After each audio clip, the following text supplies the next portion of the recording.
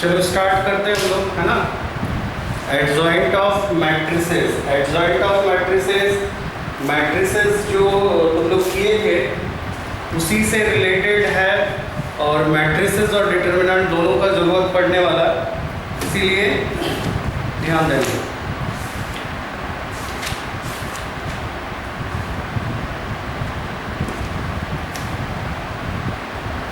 देखो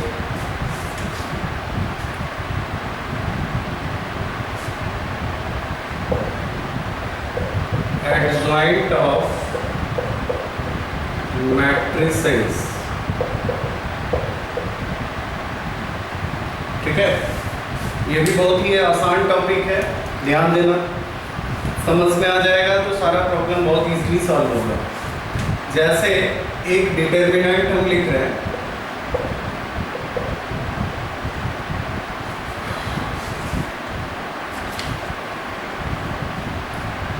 मान लेते हैं ये तुम्हारा एक डिटर्मिनेंट है, मतलब स्क्वायर मैट्रिक्स है A11,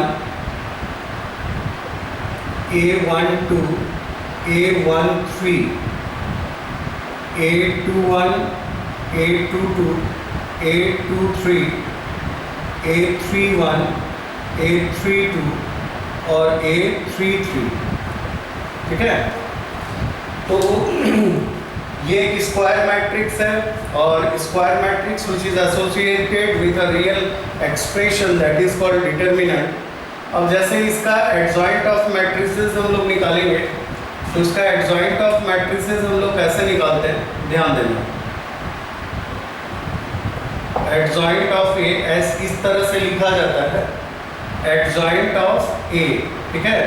तो एडजॉइंट ऑफ ए जो होगा वो क्या होगा, तो ये जितने भी एलिमेंट है, ये जितने भी एलिमेंट है सबका कोफैक्टर्स हम लोग निकालेंगे, और कोफैक्टर्स से एक नया मैट्रिक्स बनेगा, और उसी नया मैट्रिक्स जो होगा उसका जो ट्रांसपोज होगा that is called adjoint of matrices. मतलब C11 निकालेंगे, C12 निकालेंगे, C13, C21, C22, C23, C31, C32 और C33। ये तो हम लोगों को मालूम है कि कैसे हम लोग निकालते हैं। C11 तो इसका भी फॉर्मूला हम लोग देख लिए थे, Cij इक्वल्स टू था -1 का पावर I प्लस j और Mij। तो ये वाला फॉर्मूला से हम लोग सारा कोफैक्टर्स निकालते हैं। सारा कोफैक्टर्स निकालने के बाद, सब कोफैक्टर्स निकालने के बाद इसका ट्रांसपोज कर देंगे, तो that is called adjoint of matrix A, adjoint of this matrix A, है ना। तो ध्यान देना। अब हम लोग मान लेते हैं एक छोटा सा प्रॉब्लम ले रहे हैं। एज फॉर एग्जाम्पल मान लेते हैं A इक्वल्स टू दिया हुआ है, एक 2x2 ऑर्डर का मैट्रिक्स ले रहे हैं। मान लेते हैं यहाँ पर P है, यहाँ Q है, और यहाँ X है और यहाँ Y है, ठीक है। इसका एडजॉइंट हम लोगों को निकालना है। तो इसका एडजॉइंट हम लोग कैसे निकालेंगे, सबसे पहले C11 निकालो। तो C11 मतलब 1 + 1 पॉजिटिव होगा, ये ढको, क्या बचा, तो +y हो गया, है ना। फिर हम लोग निकालेंगे C12, तो ये नेगेटिव होगा, ये ढकेंगे और ये बचा तो -x होगा। फिर हम लोग क्या करेंगे, C21 निकालेंगे, तो C21 ये और ये तो q होगा, और इसका सम नेगेटिव होगा, मतलब -1 का पावर क्या हो जाएगा, ऑड नंबर। तो यहाँ पर इसको ढके तो -q हो गया, और फिर C22 आएगा, तो C22 क्या हो जाएगा, इसको ढको, ये बचा तो ये +p हो जाएगा।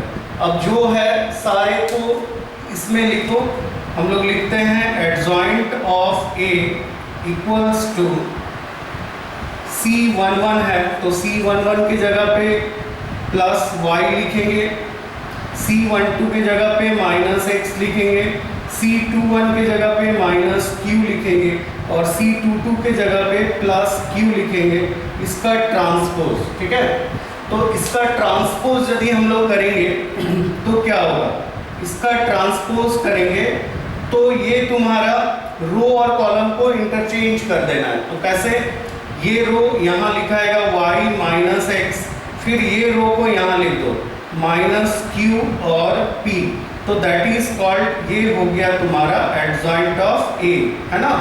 तो ध्यान देना, ये हम लोग देख लिए एडजॉइंट ऑफ A कैसे निकालते हैं सेकंड ऑर्डर का, ये हो गया है।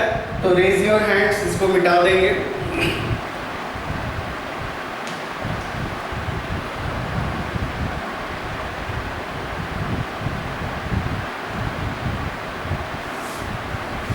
जल्दी इसको कॉपी कर लो। एक हम एग्जांपल ले रहे हैं, जैसे एक मैट्रिक्स है, इसका एडजॉइंट हम लोगों को निकालना है। तो हाँ,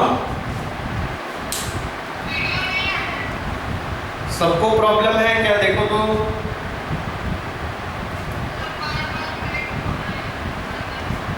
एक बार डिस्कनेक्ट होके फिर से कनेक्ट हो जाओ, देखो आ जाएगा।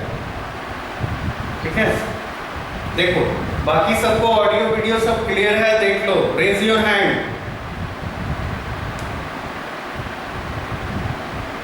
गुड। अब देखो हम लोग एक एग्जांपल लेते हैं, एक मैट्रिक्स है, इसका एडजॉइंट हम लोगों को निकालना है। मैट्रिक्स है तुम्हारा 1 1 1 1 1 1 और फिर है 2 1 माइनस 3 और फिर दिया हुआ है -1 -1 2 3। ठीक है, हम लोग क्या करते हैं, इसका एडजॉइंट हम लोगों को निकालना है। तो कैलकुलेशंस वगैरह तो तुम लोग कर लोगे, डायरेक्ट कर लेते हैं। एडजॉइंट ऑफ ए, तो एडजॉइंट ऑफ ए देखो डायरेक्ट भी निकाल सकते हो तुम लोग, कोई दिक्कत नहीं है, डायरेक्ट भी निकाल सकते हो, लेकिन वो है कि अलग अलग करके यदि करोगे तो कैलकुलेशन नहीं मिस्टेक होगा, है ना।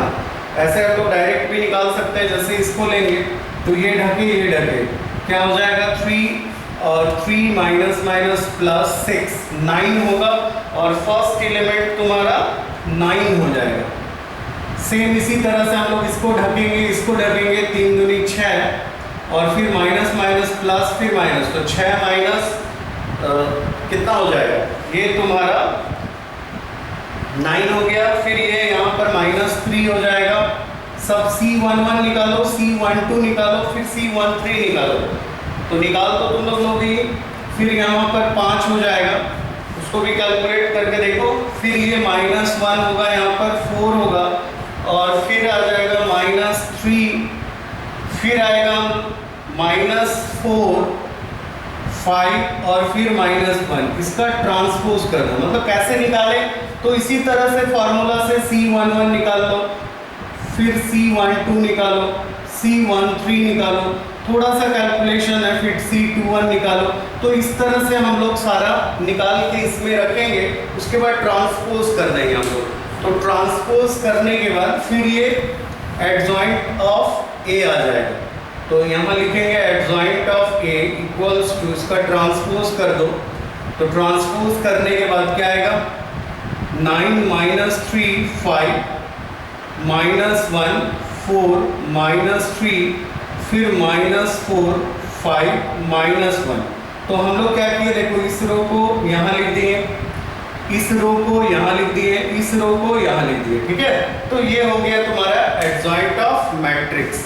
सबको क्लियर हो गया, तो रेज योर हैंड्स। हम लोग आगे बढ़ेंगे, properties of adjoint of matrix. Good, चलो अब हम लोग आते हैं properties of adjoint of matrices. ध्यान देना,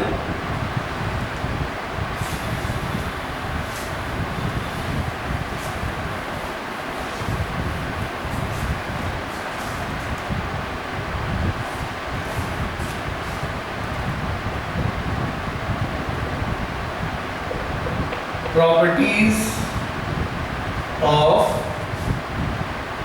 adjoint of a matrix। ठीक है, ध्यान देना। जैसे हम लोग फर्स्ट प्रॉपर्टी लिख रहे हैं, let A be a square matrix, A be a square matrix, A be a square matrix of order n, ठीक है, A be a square matrix of order n, then किसी भी मैट्रिक्स को उसके adjoint के साथ मल्टीप्लाई करो, A और फिर यहाँ पर एडजॉइंट ऑफ A, ठीक है, A और फिर into adjoint of A into adjoint of A equals to, फिर हम लोग लिखेंगे adjoint of A into A। तो ये जो होगा, ये हम लोग कुछ ये करके हम लोग प्रूफ भी कर सकते हैं। कोई भी मैट्रिक्स ले लो और उसके बाद ए एडजॉइंट निकालो और A से उसको मल्टीप्लाई करो, फिर एडजॉइंट ऑफ A से फिर A को मल्टीप्लाई करो, तो देखना क्या होगा, ये तुम्हारा डिटर्मिनेंट ऑफ A और ये IN के बराबर होगा। मतलब क्या होगा, डिटर्मिनेंट ऑफ A का जो डिटर्मिनेंट वैल्यू है और IN मतलब ये सेकेंड ऑर्डर का है तो सेकेंड ऑर्डर होगा, थर्ड ऑर्डर का है तो थर्ड ऑर्डर होगा, और यही चीज आएगा, है ना। तो ये फर्स्ट प्रॉपर्टी हो गया, इसको नोट कर लो।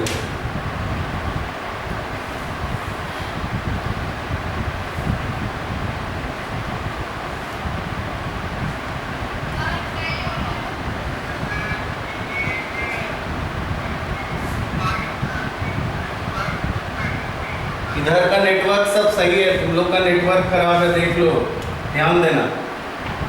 इसी का जो वीडियो बन रहा है ना, ये तुरंत वीडियो तुम लोगों को फॉरवर्ड कर देंगे, जूम वाला जो वीडियो है वो फॉरवर्ड कर देंगे, टेंशन मत लेना। देखो जैसे आ रहा है देख लो।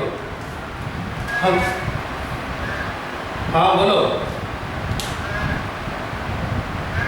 हाँ बोलो।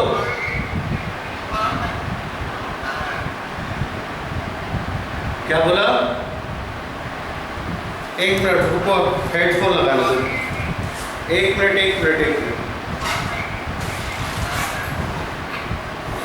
यस, सिर्फ स्क्वायर मैट्रिक्स में ही एडजॉइंट होता है। एडजॉइंट जो है वो ऑलवेज स्क्वायर मैट्रिक्स में ही एग्जिस्ट करेगा, ठीक है। ठीक, चलो अब हम लोग आते हैं, ध्यान देना।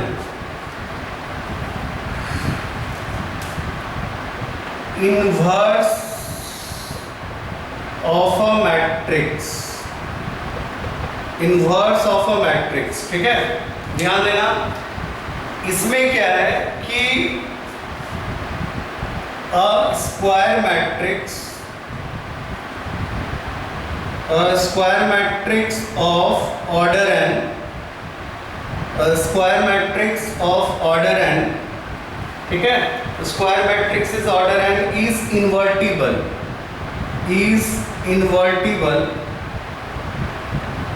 ठीक है। a square matrix of order n is invertible है, इस साइड में जो लिखे हैं वो इन्वर्टिबल है। if there exists a matrix B of the same order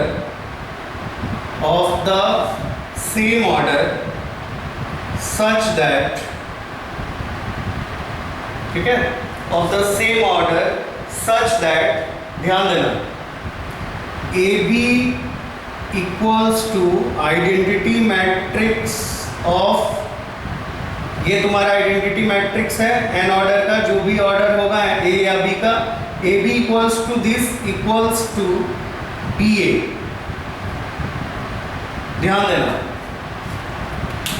square matrix of order n, ठीक है, square matrix of order n is invertible, मतलब कोई भी square matrix of order n है वो इन्वर्टिबल तभी होगा if there exist a matrix, मतलब एक मैट्रिक्स और हम लोग लेते हैं जो सेम ऑर्डर का होना चाहिए, जो A मेरा जिस ऑर्डर का है उसी ऑर्डर का ये B भी होना चाहिए। तो AB equals to BA equals to identity matrix आना चाहिए। AB इक्वल्स टू BA, मतलब AB जो होगा वो BA के बराबर होगा, लेकिन जो मैट्रिक्स आएगा उसको मल्टीप्लाई करने के बाद तो वो आइडेंटिटी मैट्रिक्स होना चाहिए। तब हम लोग बोलेंगे कि A इज इन्वर्टिबल। A क्या होगा? इन्वर्टिबल होगा।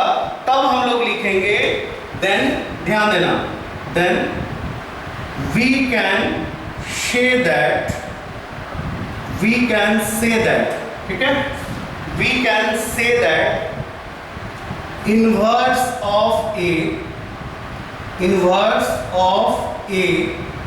is B, inverse of A is B, मतलब क्या हुआ कि A इनवर्स जो होगा वो B के बराबर होगा। A इनवर्स क्या होगा? तो वो B के बराबर होगा। देखो एक बार फिर से मैं बता दे रहा हूं, ध्यान देना।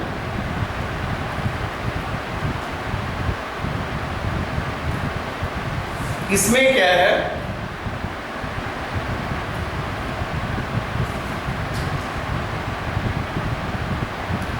देखो square matrix of order n, एक मैट्रिक्स है A जो ऑर्डर n ऑर्डर का है, ठीक है, इज इन्वर्टिबल मतलब उसको इन्वर्ट हम तभी कर सकते हैं if there exist a matrix B of the same order, ठीक है। B जो होगा वो सेम ऑर्डर का मैट्रिक्स होगा और AB और BA, मतलब A को B से मल्टीप्लाई करो या B को A से मल्टीप्लाई करो, वो आइडेंटिटी मैट्रिक्स आएगा। और आइडेंटिटी मैट्रिक्स यदि आएगा तो हम लोग बोल सकते हैं then we can say that inverse of A is B, मतलब B जो मैट्रिक्स जिसके साथ हम मल्टीप्लाई किए उसका ऑर्डर भी सेम था, तो जिसके साथ हम लोग मल्टीप्लाई किए वही होगा A इनवर्स बराबर B, ठीक है। चलो ये लिख लो, नोट कर लो, फिर हम लोग नेक्स्ट प्रॉपर्टी में आते हैं।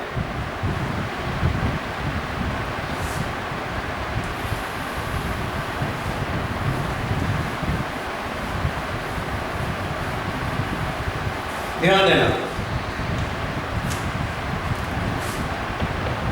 if A is invertible,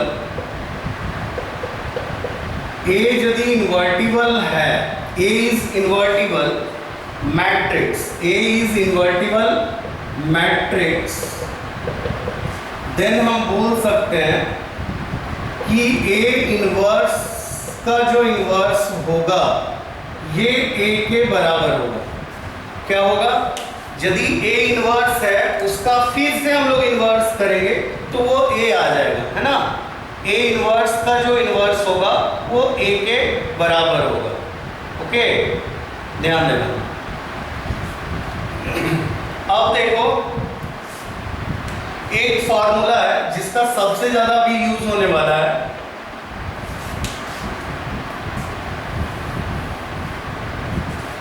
ध्यान देना, if A is a square invertible matrix,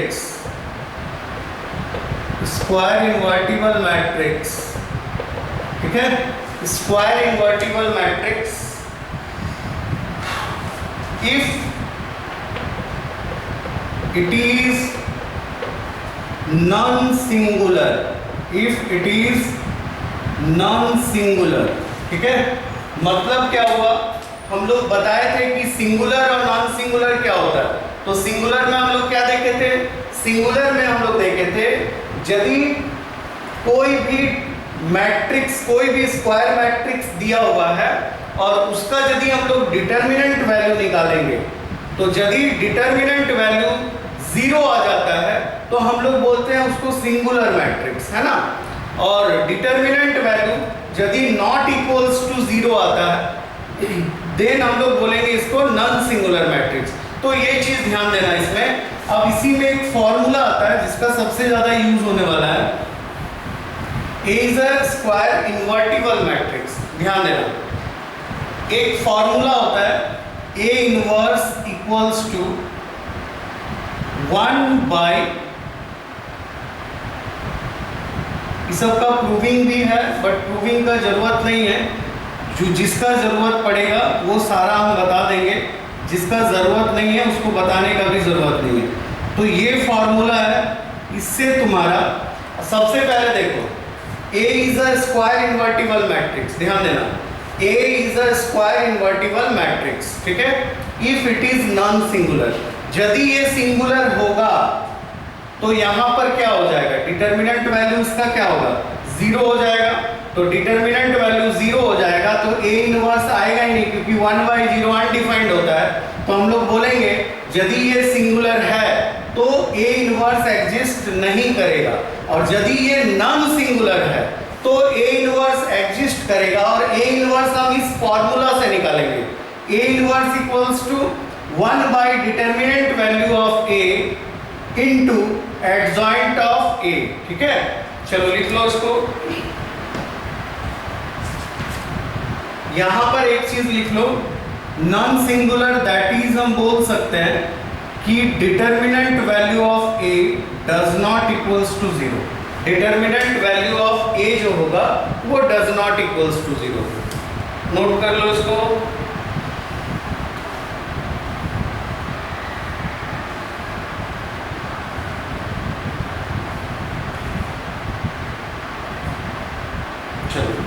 अब हम लोग एक प्रॉपर्टी आते हैं जिसको हम लोग रिवर्सल लॉ कहते हैं। रिवर्सल लॉ मतलब क्या है, ध्यान देना। ये हम लोग ट्रांसपोज में भी किए थे। पहले हम लोग लिखेंगे if A and B are two invertible matrices, two invertible matrices of the same order,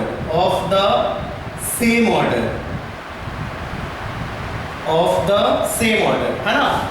A and B are two invertible matrices of the same order, then हम लोग बोल सकते हैं कि A B का यदि इनवर्स करेंगे, ध्यान देना, A इंटू B का यदि इनवर्स हम लोग करेंगे तो ये तुम्हारा B inverse into A inverse होगा। तो ये हम लोग ट्रांसपोज में भी देखे थे, इसको कहते हैं रिवर्सल लॉ। रिवर्सल लॉ मतलब देखो AB था इधर BA हो गया, है ना, मतलब पलट गया, तो दैट इज कॉल्ड, इसको हम लोग बोलेंगे रिवर्सल लॉ। AB का इनवर्स होगा तो B inverse into A inverse. यदि यहाँ पर ऐसा रहे ABC का इनवर्स यदि हम लोग निकालेंगे, C इनवर्स पहले, B इनवर्स फिर आएगा A इनवर्स। बट यहाँ भी एक चीज ध्यान देना कि यहाँ पर बहुत सारा क्राइटेरिया क्या होगा। पहला ABC जो हम लोग मल्टीप्लिकेशन एग्जिस्ट होना चाहिए, फिर ABC जो मैट्रिक्स है इसका इनवर्स एग्जिस्ट होना चाहिए, फिर यहाँ पर जब एग्जिस्ट करेगा तो ही ये कर सकते हैं, ठीक है। चलो इसको नोट कर लो।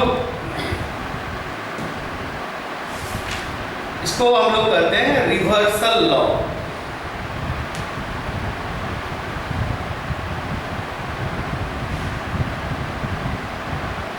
चलो नेक्स्ट हम लोग प्रॉपर्टी में आते हैं।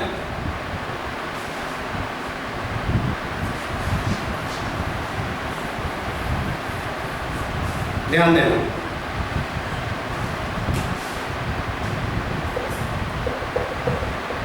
The inverse of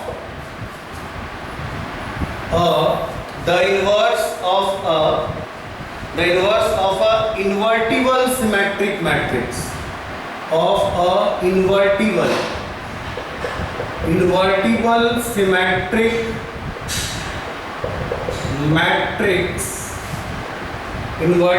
symmetric matrix the inverse of invertible symmetric matrix. ध्यान देना, इन्वर्टिबल सिमेट्रिक मतलब ऐसा भी मैट्रिक्स होगा जो सिमेट्रिक भी है और इन्वर्टिबल भी है, तो उसका जो इनवर्स होगा इज अ सिमेट्रिक मैट्रिक्स, वो भी एक सिमेट्रिक मैट्रिक्स होगा। और ये तुम लोग सिमेट्रिक पढ़ चुके हो। सिमेट्रिक क्या बताए थे कि A ट्रांसपोज यदि A के बराबर है तो दैट इज कॉल्ड सिमेट्रिक, और यदि A ट्रांसपोज तुम्हारा -A के बराबर है, A ट्रांसपोज यदि -A के बराबर है तो इसको स्क्यू सिमेट्रिक हम लोग बोलते हैं। ठीक है, तो ये ध्यान देना, the inverse of a invertible symmetric matrix is a symmetric matrix, मतलब वो भी एक सिमेट्रिक मैट्रिक्स होगा। अब जो इसके बाद फॉर्मूला लिखने वाले हैं, इसका सबसे ज्यादा यूज होने वाला है, तो ध्यान देना। एक है late A be a non-singular square matrix of order n, square matrix of order n, square matrix, singular square matrix of order n, then जो एडजॉइंट ऑफ A होगा इसका जो डिटर्मिनेंट वैल्यू होगा, ध्यान देना, ये प्रॉपर्टी हम लोग इससे पहले भी किए हैं। जो एडजॉइंट ऑफ A होगा उसका जो डिटर्मिनेंट वैल्यू होगा तो वो इसके इक्वल होगा, मतलब A का डिटर्मिनेंट वैल्यू और ये n-1 हो जाएगा। मतलब क्या कि यदि ये A मैट्रिक्स सेकेंड ऑर्डर का है तो सेकेंड या थर्ड ऑर्डर का है तो थर्ड ऑर्डर मतलब n का वैल्यू 3 हो गया, तो एडजॉइंट ऑफ A जो निकलेगा उसका डिटर्मिनेंट वैल्यू निकालेंगे हम लोग रोज या कॉलम में एक्सपेंड करके, जो वैल्यू आएगा तो वो वैल्यू इसके बराबर होगा। मतलब A का जो डिटर्मिनेंट वैल्यू है उसका पावर दे दो n-1, यदि 3 है तो 3-1, यदि 2 है तो 2-1, तो ये लिख लो।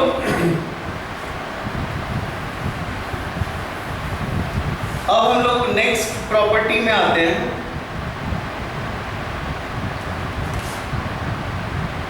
इफ A एंड B, ध्यान देना, if A and B are two non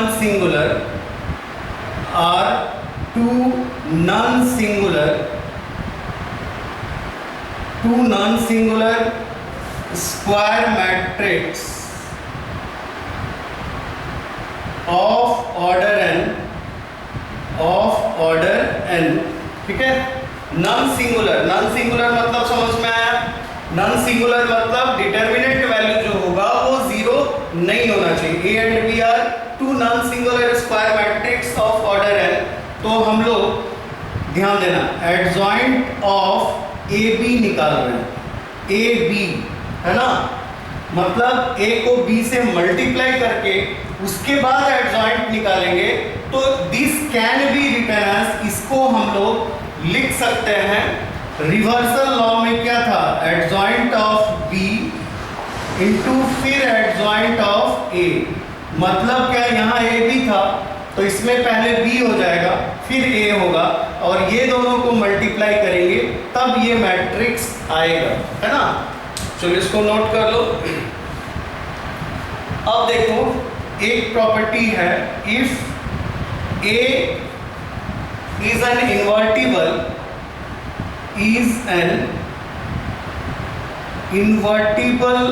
square